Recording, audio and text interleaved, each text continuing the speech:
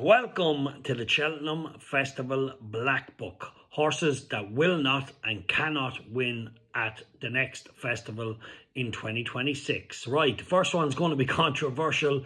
Galopin des Champs. Yes, a very admirable horse. What a career he's had. But I just feel like he will run a good race in the Gold Cup, but just not be good enough to win it next year. Maybe I'm wrong, but I know I'm right.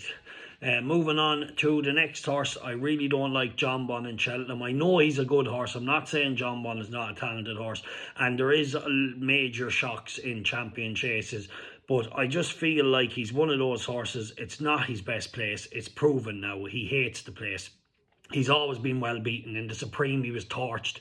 He was beaten in the Arkle by a big clumsy dinosaur in El Fabiolo. And he was just, last year he made a bad mistake and still ran on well to finish second. But when you're riding a horse like Jonbon, he's a great horse in a bad race and when he can boss a race. But if you're going to over-exert a horse against good Grade 1 horses, you're only going to force yourself into making these mistakes and set the race up for others. And I feel Jonbon is a must black book. Ewick, another horse, lovely horse, very admirable, but just definitely won't be winning in Cheltenham. Real Whacker, same thing.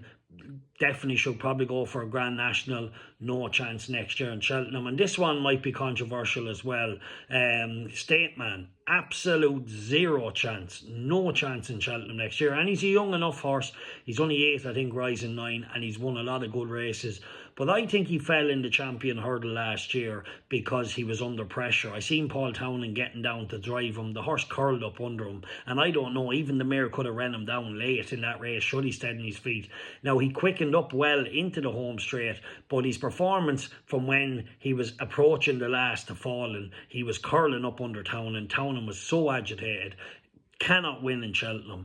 Then Bambino Fever is definitely a good bumper horse, but it reminds me of many of those horses. Don't like it for Cheltenham. Bambino Fever, no, if I'm wrong on that, whatever, I could be, but just my gut feeling tells me I don't like it for novice hurdles in Cheltenham. And the other one is Wind Beneath My Wings. Can't have that either. So there are the Black Book for Cheltenham 2026. Check out the Colbert Sports Patreon service for my 4 bets, my anti-post bets for Cheltenham. I have a banker gone out in Cheltenham already. Definitely very interesting. 33s, some bookies are 14s now.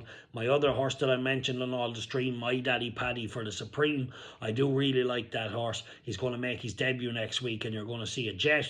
And then I have 2 other bets on the service. But you can have my Cheltenham Festival banker for 2026. I tipped it up to all my followers at 33-1 is Hattie Colours to win the Cheltenham Gold Cup. Best of luck.